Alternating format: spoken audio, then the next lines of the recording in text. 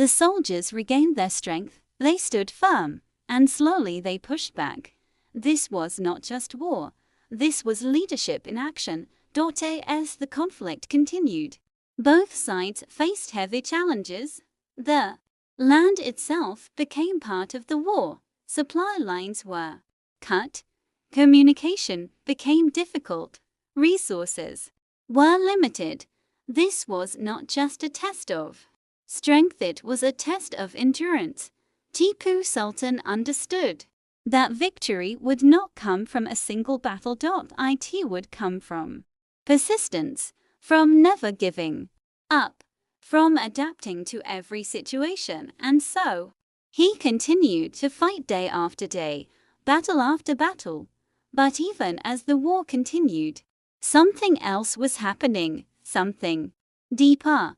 The British were learning, they were studying Tipu, understanding his strategies, preparing for future conflicts.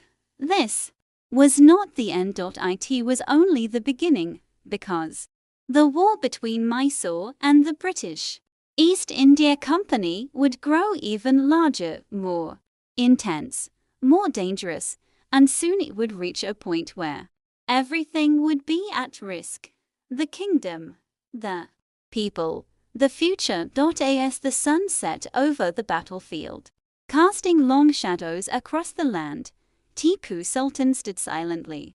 Looking ahead, he knew what was coming and he was ready, not just to fight but to defend everything he believed in. The storm had begun and the Tiger of Mysore was at its center. The Tiger of Mysore, the story of Tipu Sultan Part 5. The tiger's strength. War had changed. It was no longer just about numbers. It was no longer just about swords and courage. Now it was about innovation. It was about intelligence, and it was about who could adapt faster. In the heart of Mysore, inside strong forts and hidden workshops, something unusual was being built, something the world had never truly seen before. Under the leadership of Tipu Sultan, engineers and soldiers worked together day and night. They were not just preparing for battle, they were creating the future of warfare. Tipu Sultan believed one important thing: if the enemy is strong, you must become smarter, and so he invested time, effort, and resources into developing new weapons. Among them was a powerful innovation: war rockets. These were not simple firecrackers. These were iron-cased rockets, carefully designed to travel long distances and explode with force. Unlike traditional weapons, they moved fast, unpredictably, and created fear even before they struck. Many soldiers were unsure at first. They had never used such weapons before. But Tipu did not hesitate. He trusted his vision. He studied every detail: how far the rockets could travel, how they behaved in the air, and how they could be used effectively in battle. Then came the moment to test them. The battlefield was ready. Enemy forces, including those connected to the British East India Company, stood in formation. Their lines were organized, their weapons prepared. They expected a traditional fight, but Tipu Sultan had other plans. He raised his hand and gave the signal. Within seconds, the first wave of rockets was launched. A sharp sound cut through the air, then another, and another. The sky filled with fire. The rockets moved quickly, leaving trails of smoke behind them. Some flew straight, others changed direction slightly, making them difficult to predict. When they struck, the effect was immediate: explosions, confusion, fear. Enemy soldiers broke formation. Horses panicked. Communication collapsed. They had never seen anything like this before. From a distance, Tipu watched carefully. He did not react with excitement. He observed, measured, learned. How can we make this stronger? He asked his officers. That was always his focus: improvement. progress. The use of rockets gave Mysore a powerful advantage. It changed the way battles were fought. It forced the enemy to rethink their strategies. And it gave Tipu Sultan something even more valuable: psychological power. Now, the enemy did not just face a strong army. They faced uncertainty, fear of the unknown.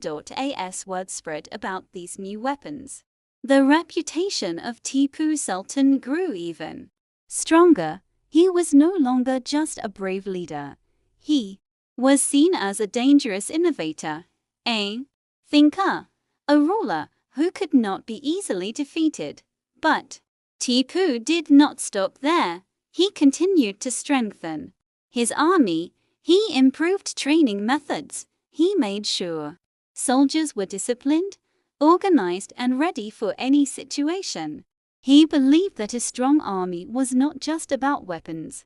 It was about unity, trust, and preparation. He also worked on strengthening the economy of Mysore, because war requires resources, food, money, support. Tipu encouraged trade and built connections with other regions. He supported farmers and ensured that the land remained productive. He understood that a strong kingdom supports a strong army. At the same time, he focused on defense. He strengthened forts, improved walls, added protective systems. Mysore became harder to attack, harder to break. One of the most important places in his kingdom was the capital, Senior Iran Da Pat. It was not just a city. It was a symbol, a center of power, a place that represented everything Mysore stood for, and Tipu was determined to protect it. But as his strength grew, so did the concern of his enemies. The British East India Company began to see him as a serious threat. They studied his methods. They analyzed his strategies. They prepared new plans, because they knew this was not a leader they could ignore. In one meeting among British officers, a commander spoke clearly: "If we do not stop him now, he will become unstoppable." That fear was real, because Tipu Sultan was not just reacting to war, he was shaping it. Back in Mysore, after a long day of planning and preparation, Tipu stood alone on the walls of his fort. The wind moved gently, the sky was quiet, but his mind was not. He knew that every step forward brought greater challenges, greater risks, but also greater purpose. He looked out across his land, the fields, the homes, the people.